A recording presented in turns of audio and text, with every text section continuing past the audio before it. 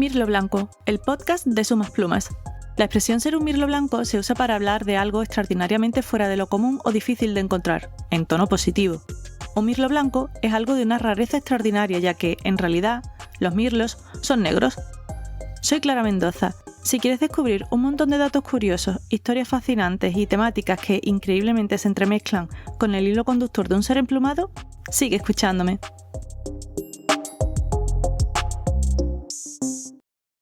¿Crees que una acción bien intencionada puede terminar siendo catastrófica?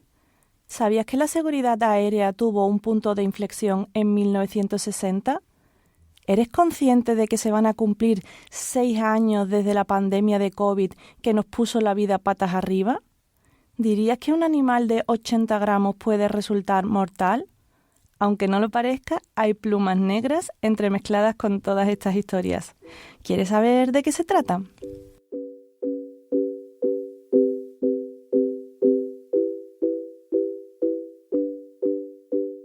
Si te menciono el año 2020, ¿qué es lo primero que se te viene a la cabeza? Probablemente la pandemia de COVID-19 o algo relacionado con ella. Nadie se olvidará de 2020. Imposible.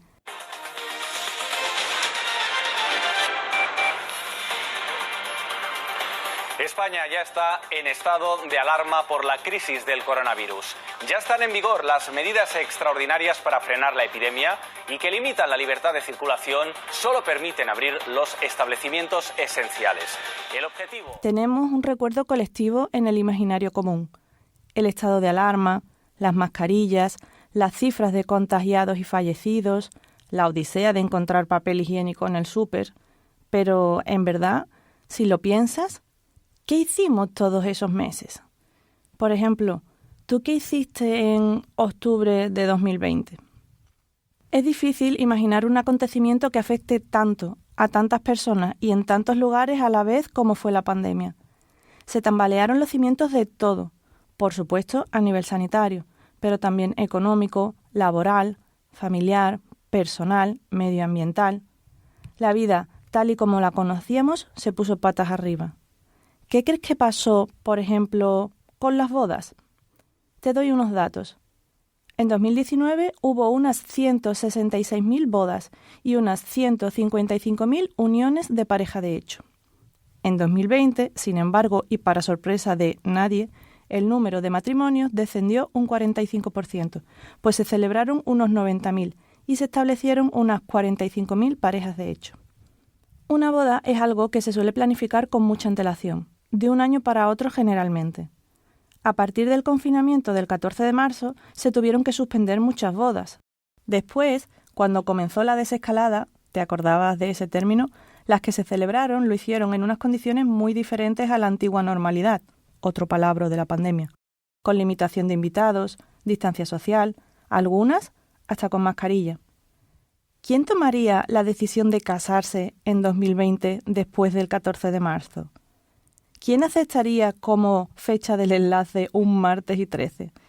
Pues, ¿quién te habla?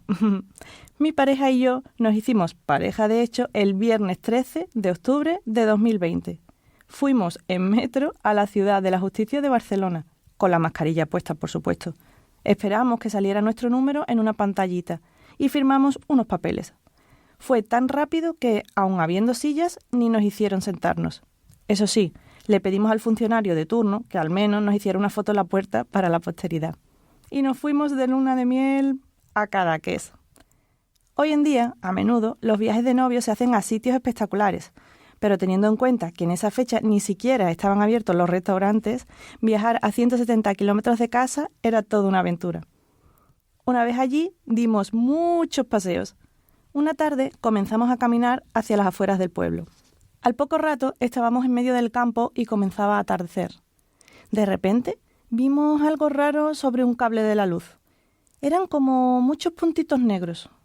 ¿Parecen pájaros? No, no puede ser, son muchísimos. Empezamos a mirar con más atención el tendido eléctrico y nos dimos cuenta de que había cientos de pájaros negros posados y algunos revoloteando en metros y metros de cableado. El sol iba bajando, dejando en el cielo ese color anaranjado tan característico de los atardeceres. Y entonces comenzó el baile. Esos puntos de color azabache empezaron a alzar el vuelo. Formaban una especie de nube oscura en movimiento que se movía orgánicamente como si fuera un solo ente. Más bien, parecía que danzaban como por arte de magia, ya que era una coreografía de cientos de individuos moviéndose a la vez. Sí, sin ni siquiera buscarlo, estábamos siendo testigos de una de las manifestaciones más hermosas de la naturaleza, las conocidas como murmuraciones de los estorninos. Imagínate la estampa. El mundo semiconfinado. Una pareja paseando por los alrededores de Cadaqués porque están de luna de miel, pero ni siquiera los bares están abiertos. El sol escondiéndose poco a poco en el horizonte. Y de repente ese espectáculo. Inesperado, conmovedor, gratuito. ¿Sabes qué es lo que más me cautivó del momento? La perfección de los movimientos. Porque no se trata de que vayan todos en una misma dirección y ya está. No. En pleno vuelo y sin que aparentemente nadie lleve la batuta, la nube de estorninos va cambiando de rumbo. Sube, baja, gira, se contrae, se dilata. A veces hasta se parte en dos y luego vuelve a unirse armoniosamente. No hay ningún movimiento en falso, no hay gestos dubitativos, simplemente fluyen. ¿Cómo hacen para no chocarse? Es simplemente hipnótico. Como ser humano no puedes sino rendirte ante la belleza de algo que no entiendes. Y ahí estábamos los dos, alucinando con el baile de estorninos que nos habíamos encontrado completamente por casualidad. Por suerte, al ir por el campo, nos habíamos quitado la mascarilla, así que pudimos quedarnos boquiabiertos por el asombro sin limitaciones sanitarias.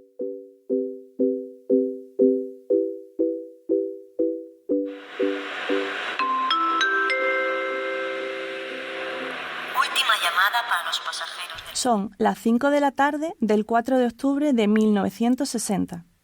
En el Aeropuerto Internacional Logan de Boston, Massachusetts, 67 pasajeros realizan el embarque con normalidad en el vuelo 375 de Eastern Airlines, con destino a Atlanta.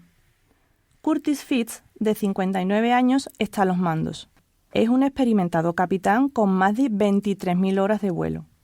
Le acompaña Malcolm Hall, de 41 años, con casi 8.000 horas de vuelo, y Martin Caloney, de 38, con casi 6.000 horas de experiencia. Johan Baer y Patricia Davis son las auxiliares de vuelo. El cielo está completamente despejado. Hay un leve viento de noroeste y la visibilidad superior a 10 kilómetros. Todo perfecto para un vuelo tranquilo. A las 17:39, el aparato, con matrícula N5533, empieza a rodar por la pista asignada, la número 9. Este avión de pasajeros es un Lockheed L188A Electra, un modelo rápido y silencioso para su época, que combina la potencia del motor de reacción con la eficiencia de un avión de hélice. El capitán Fitz ha pilotado este tipo de avión más de 1.000 horas. Sin embargo, tan solo 6 segundos después del despegue, a una altura de 37 metros y con el tren aún extendido, ocurre algo completamente imprevisto. Los pilotos ven un peligro inminente surgido de la nada y con los motores aún configurados en potencia de despegue les es completamente imposible esquivarlo. El motor 1 se para. El 2 y el 4 tienen fluctuaciones. El avión gira bruscamente hacia la izquierda. El morro se eleva de forma antinatural. No hay tiempo ni altura suficiente para maniobrar. Pasa todo tan deprisa que a algunos pasajeros no les da tiempo ni de gritar. A las 17:41, tan solo 2 minutos después del despegue, el vuelo 375 cae en barrena y se estrella en la bahía Winthrop, a menos de 1 kilómetro del final de la pista. El fuselaje se rompe, un ala se escinde, la cola queda a flote unos momentos pero acaba hundiéndose lentamente en esta zona poco profunda de la bahía. El moderno Lockheed Electra queda completamente destrozado. 59 pierden la vida. Solo sobreviven las 2 auxiliares de vuelo y 8 pasajeros, rescatados con graves heridas. Aunque en 1960 las llamadas cajas negras aún no eran obligatorias, fue sencillo reconstruir lo ocurrido gracias a la investigación, los restos del accidente y el testimonio de los testigos. No hubo fallo humano, ni técnico. Simplemente fue imposible evitar la catástrofe a esa altura y con tan poco tiempo. Para entender qué pasó, necesito que me acompañes a Nueva York.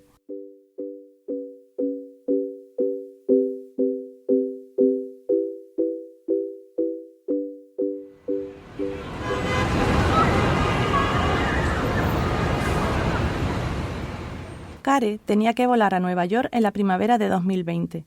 Llevaba 15 años haciéndolo ininterrumpidamente. Esta electrizante ciudad le recargaba las pilas, la sanaba y le proporcionaba inspiración, algo realmente importante para alguien que se gana la vida escribiendo libros. Pero, como millones de potenciales pasajeros, se quedó en tierra por causa del coronavirus. Como no hay mal que por bien no venga, tuvo ocasión de dedicarle tiempo a un montón de libros que se acumulaban en su mesita, de la misma manera que el resto de mortales acumulamos ropa en una silla. Uno de ellos era pequeño y con las tapas azules. Se llamaba Cómo Shakespeare lo cambió todo, y tenía en la portada una ilustración del dramaturgo inglés con un pájaro posado en el hombro. Ese libro y el confinamiento le abrieron la puerta a crear una novela extraordinaria en la que, como se lee en la web de la autora, se dan cita, abro comillas, personajes reales tan extravagantes que podrían ser imaginarios y seres imaginarios que merecerían ser reales. Su creadora es Care Santos, escritora y crítica literaria originaria de Mataró, y lo tituló El loco de los pájaros. No todos los días se recibe un audio por WhatsApp de alguien con un premio Nadal de novela, un premio Ramon Llull de las letras catalanas y un premio Cervantes Chico, entre otros. Para mí, el reto más importante de escribir El loco de los pájaros fue aprender de ornitología. Algo, por cierto, que no me he arrepentido, sino todo lo contrario, de haber hecho. Pero cuando se me ocurrió la idea para la novela, que fue cuando conocí la historia real de Eugene Schieffelin y decidí contarla, menuda locura. Cuando decidí eso, pensé, no puedo hacerlo, porque es que yo de ornitología no sé nada. Y inmediatamente, bueno, la experiencia como novelista vale. Inmediatamente pensé, no importa, porque los novelistas no tenemos que saber de todo. En realidad, no tenemos que saber de nada más que de la vida. Lo que ocurre es que debe parecer que sabemos y para eso hay que documentarse. Y eso fue lo que hice, empezar a documentarme, buscar el consejo de gente experta y en este sentido tuve la inmensa suerte de conocer a Jordi Sargatal y de, bueno, contar con su generosidad sin límites, que me ayudó muchísimo y me resolvió muchísimas dudas e hizo de la novela, bueno, pues lo que es, una novela donde se habla de pájaros y parece que su autora entiende de pájaros. Y otro efecto secundario que quedó y que se lo bendigo todos los días de mi vida es que aprendí, claro, gracias a eso, gracias a la documentación, aprendí, y a Jordi, aprendí de pájaros. Lo básico, tampoco me he convertido en una ornitóloga experta, pero sí me he convertido en una aficionada muy entusiasta que desde entonces mira los pájaros que tiene alrededor, los que se posan en las copas de los árboles que tengo en mi ventana y sabe reconocerlos y eso me hace muy feliz. Las novelas siempre te dejan algo y para mí esta novela, El loco de los pájaros, me dejó ni más ni menos que a los pájaros, que no es poco. El personaje principal del libro de Care es Eugene Schieffelin. Este señor realmente existió. Nació en Nueva York en 1827. Fue el 7º hijo de una familia acaudalada de las más antiguas de Manhattan, con abuelos, tíos y progenitores que brillaron en varios campos de las letras, las ciencias o los negocios. Cuando Care quiso buscar más información sobre Eugene, se sorprendió al ver lo poco que había quedado de él para la posteridad. Es más, a día de hoy, su entrada en la Wikipedia, incluso en inglés, no llega ni a 700 palabras. Si buscas su nombre en Google, enseguida te darás cuenta de que lo poco que se sabe de él está ligado a una gran proeza que realizó. Eugene era farmacéutico de profesión, amante del teatro y aficionado a la ornitología. Parece ser que su esposa y su hermana eran grandes entusiastas de la vida y obra de William Shakespeare. En su tiempo libre, Eugene frecuentaba la llamada Sociedad Estadounidense de Aclimatación, una de las tantas que se habían creado durante el siglo XIX. Pero, ¿qué era eso de las sociedades de aclimatación? Se trataba de organizaciones científicas y naturalistas, al menos a ojos de la mentalidad de la época, cuyo fin era introducir especies animales y vegetales en nuevos entornos. Y los objetivos de estas sociedades eran enriquecer, entre comillas, la fauna y flora local con especies útiles, entre comillas, a nivel económico, medicinal, agrícola o cinegético.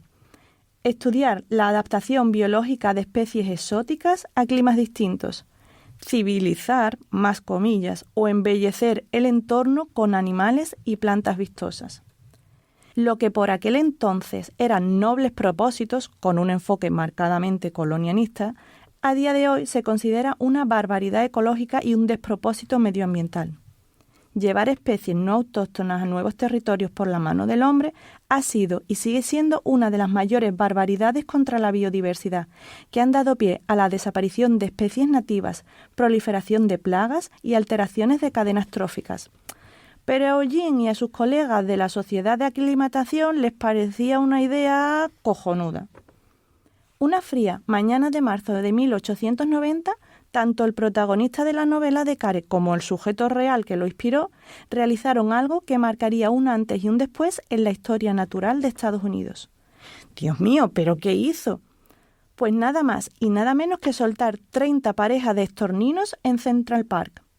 Sus colegas ya habían hecho previamente sueltas de algunas especies europeas, como ruiseñores y alondras, pero no se habían adaptado al nuevo entorno y habían acabado pereciendo. El año siguiente, Eugene soltó 20 parejas más, un total de 100 estorninos en 2 años. ¿Qué podría eso implicar? ¿Cuántos lograrían sobrevivir? ¿Por qué estamos dando tantas vueltas por solo 100 pajaritos?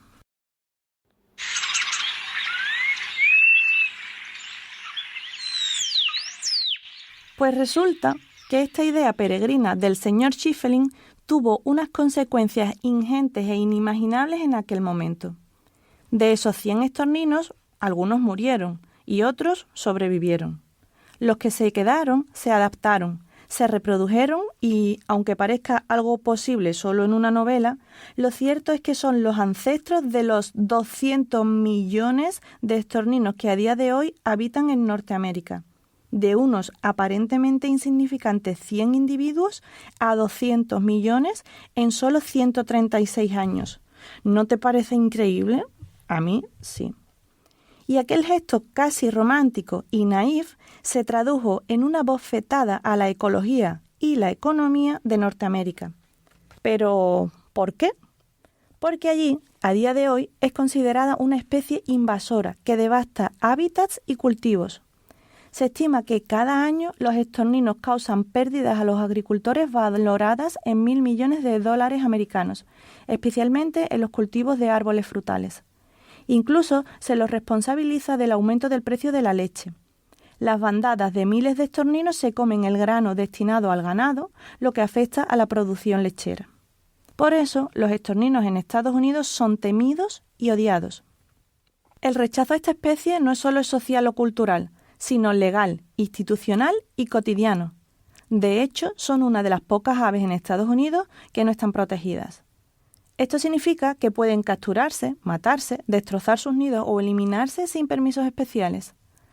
El propio Departamento de Agricultura los considera una plaga agrícola.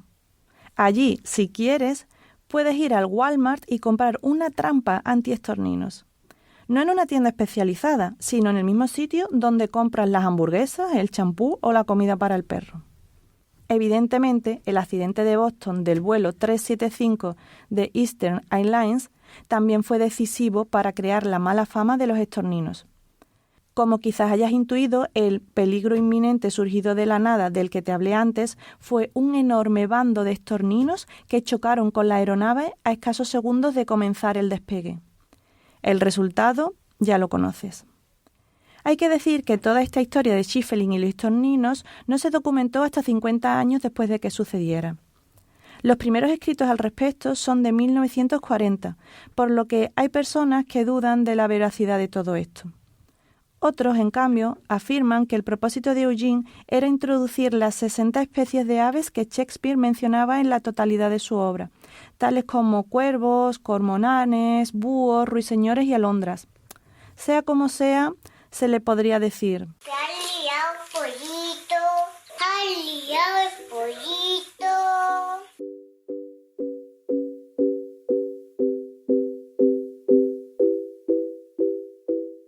Cuando un ave o una bandada choca contra los motores de un avión y son absorbidos, se dice que el motor ha ingerido aves.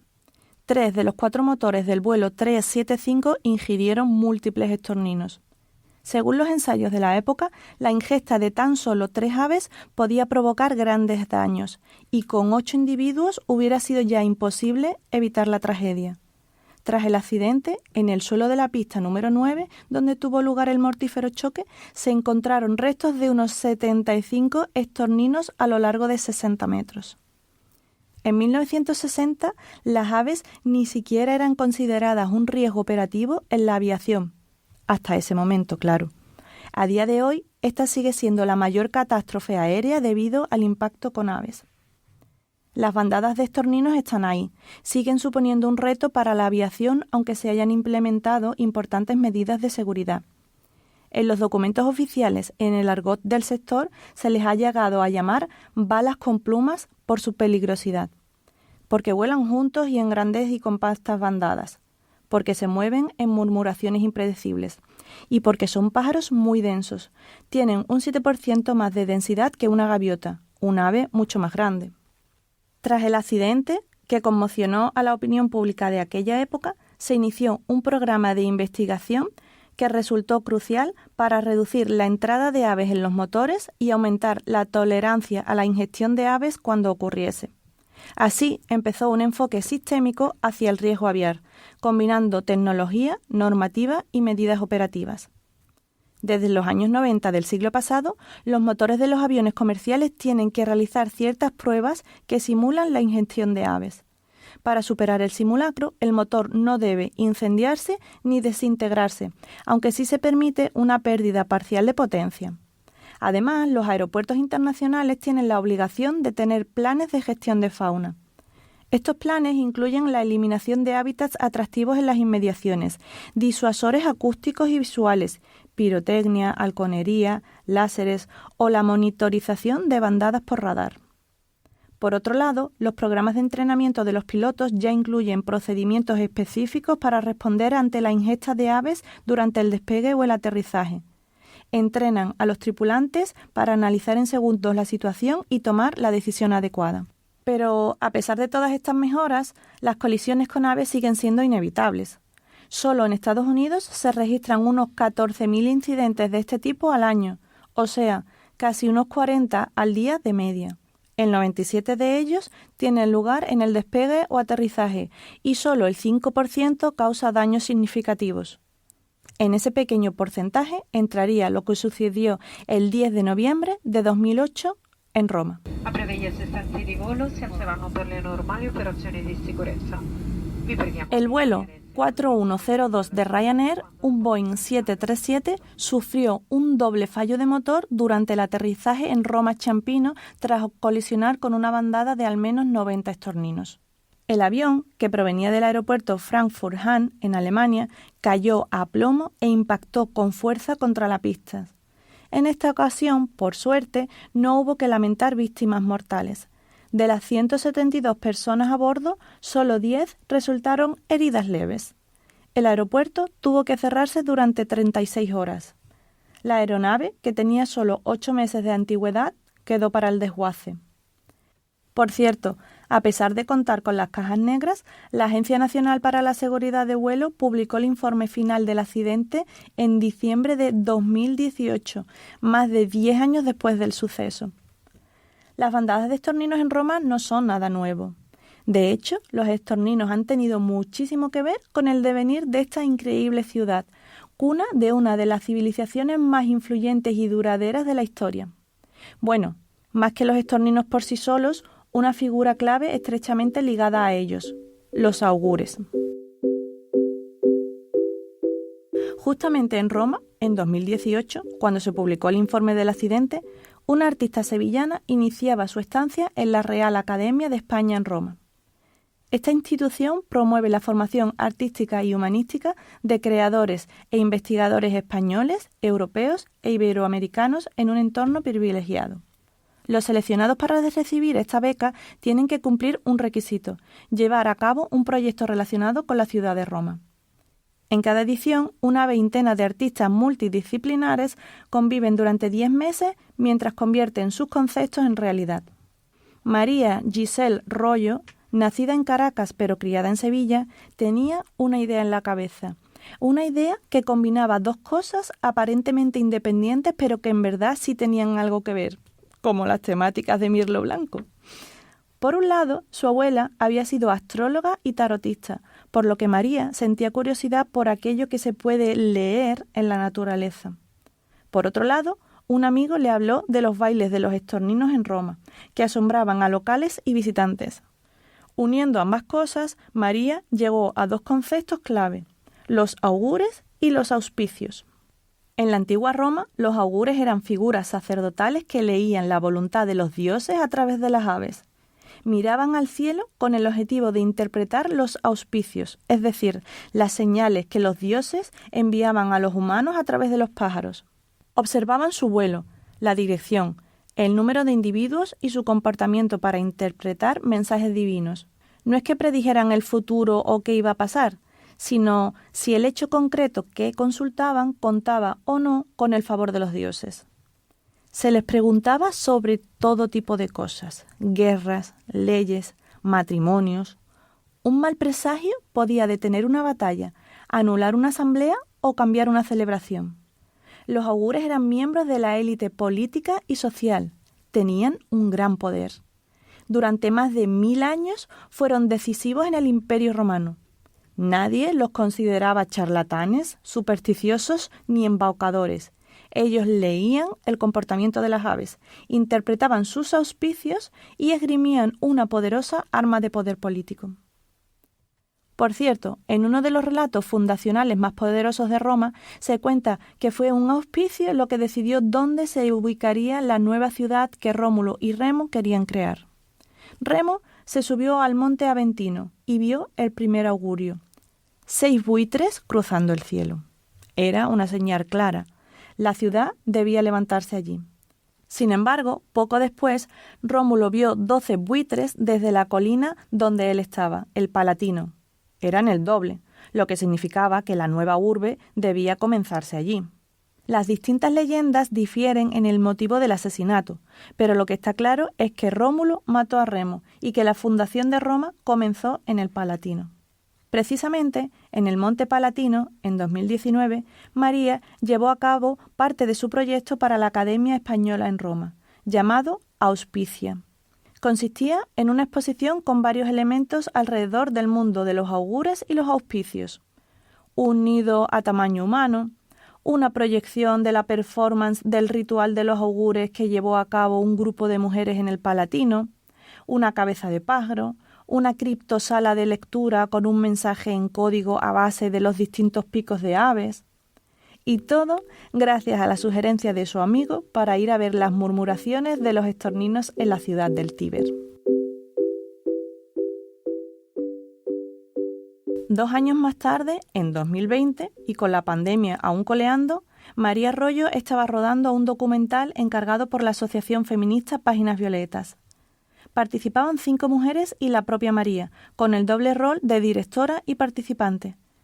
Tenían que hablar de algo muy difícil de explicar, algo que no se ve, que es complicado de detectar, de medir, de demostrar. Es por eso que el documental se llama La Invisible. Estas 6 mujeres hablaron, delante de las cámaras, de su experiencia como víctimas de violencia psicológica. ¿Cómo relatar algo intangible? ¿Cómo denunciar algo que no deja marcas físicas? ¿Cómo darte cuenta de que estás siguiendo un patrón? Un patrón que no solo tiene que ver contigo, sino con miles de mujeres y que es algo sistémico. Una vez más, los estorninos saltaron a la palestra. María utilizó en este documental imágenes de miles de estorninos grabados por ella en Roma y puso de relieve la idea de seguir patrones. Y en el fondo, de eso va La Invisible y su forma de mostrar la violencia psicológica. Entender los pasos que tiene la violencia de género y reconocer los patrones que la rigen. Esas mujeres explican en la cinta los orquestados movimientos de este tipo de maltrato. No entiende de edades, de clase social, de nivel de estudios, pero sí hay unos patrones claros, y reconocerlos es el primer paso. Aunque en Estados Unidos sean odiados y aniquilados, los estorninos llevan años siendo estudiados por su comportamiento colectivo. Vuelan en grandes grupos porque juntos reducen el riesgo de ser cazados, confunden a los depredadores y diluyen el peligro individual. En bandada se protegen. Cuantos más son, más difícil resulta para un depredador fijar un solo objetivo. En grupo, el miedo se reparte y la amenaza se desdibuja. Y ahí está la metáfora del documental. El poder de la bandada es una gran estrategia defensiva. Hermana, no estás sola. La sororidad como instrumento de apoyo y sanación. Por otro lado, los científicos finalmente han comprendido cómo miles de estorninos pueden moverse juntos sin chocar, sin líder y sin que nadie dé órdenes. La respuesta es sorprendentemente simple. Cada ave solo presta atención a un pequeño grupo de vecinas, no a toda la bandada, y reacciona en una fracción de segundo a lo que hacen esas pocas que tiene cerca. Se trata de un patrón sencillo a la par que eficaz. Ese principio ha resultado ser muy útil para entender cómo nos movemos los humanos en grupo. En situaciones como evacuaciones, salidas de emergencia o grandes concentraciones, las personas no siguen las instrucciones generales dadas desde arriba, imitan el comportamiento inmediato de quienes tienen alrededor, igual que los estorninos. Por cierto, ¿escuchaste el episodio 3 de Magia, Guerra y Guano? ¿Te acuerdas del palomar de la Breña en Barbate?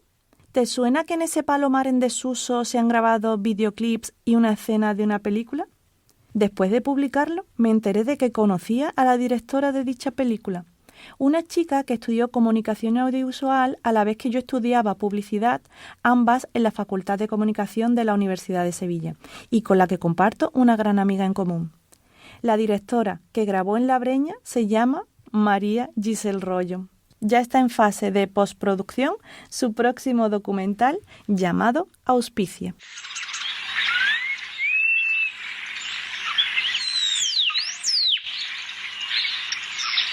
Después de tanto estornino, quería contarte que la especie que introdujo Eugene y los que causaron el accidente de 1960 fueron estorninos pintos, Sturnus vulgaris, que en Estados Unidos se conocen como European Starling.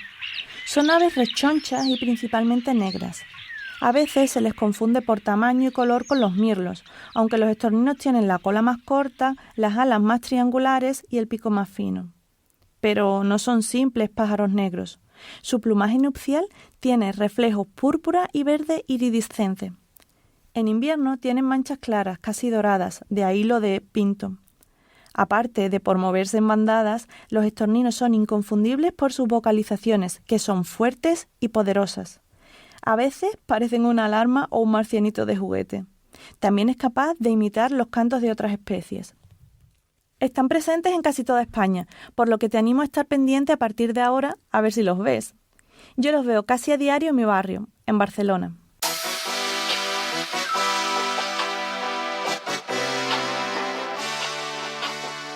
Hoy, en Mirlo Blanco, hemos recordado una época extraña, la pandemia de 2020, cómo se redujeron las bodas ese año y te he contado que en mi luna de miel vi las murmuraciones de estorninos por primera vez.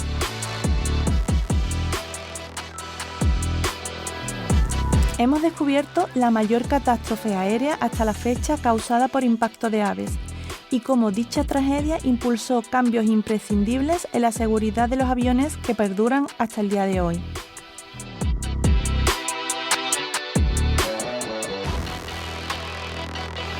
Hemos comprobado las consecuencias fatales que a veces pueden tener los actos más bien intencionados. La romántica idea de Eugene ha cambiado para siempre la ecología de Estados Unidos.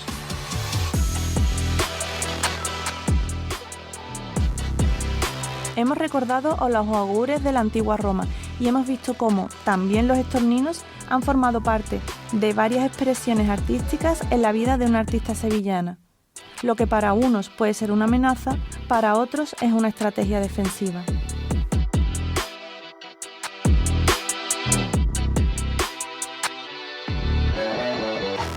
Pandemia, bodas, murmuraciones, aviones, sociedades de aclimatación, malas ideas bien intencionadas, seguridad aérea, augures, arte, violencia psicológica y muchísimos estorninos se han dado la mano en este episodio de Mirlo Blanco.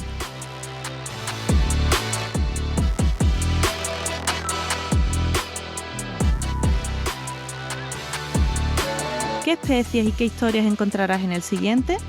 No te lo pierdas para saber la respuesta y para seguir descubriendo curiosidades, con y sin plumas.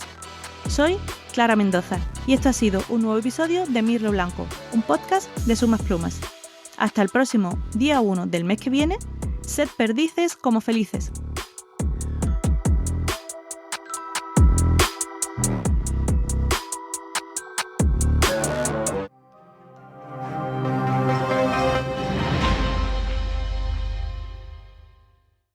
Este es un podcast para seguir aprendiendo, sorprendiéndose y maravillándose de lo que ocurre más allá de nuestras vidas y más acá de nuestras mentes. Además, quien te habla es una apasionada de la ornitología, por eso las aves son el hilo conductor que hilvana estas historias. Aunque no seas un pajarero o pajarera empedernida, seguro que sabrás apreciar la excepcionalidad de estos seres y ojalá te pique la curiosidad para seguir conociendo más sobre ellos. Te invito a hacerme llegar tus comentarios, sugerencias, ideas o lo que te surja. Además, si es un contenido valioso para ti, me será muy útil si lo valoras positivamente en la plataforma en la que lo escuches, si comentas y sobre todo si lo compartes con aquellas personas que piensas que les puede gustar. Más información en la web www.sumasplumas.es. Te animo a que nos busques en Instagram, TikTok y YouTube, con el mismo nombre, Sumas Plumas.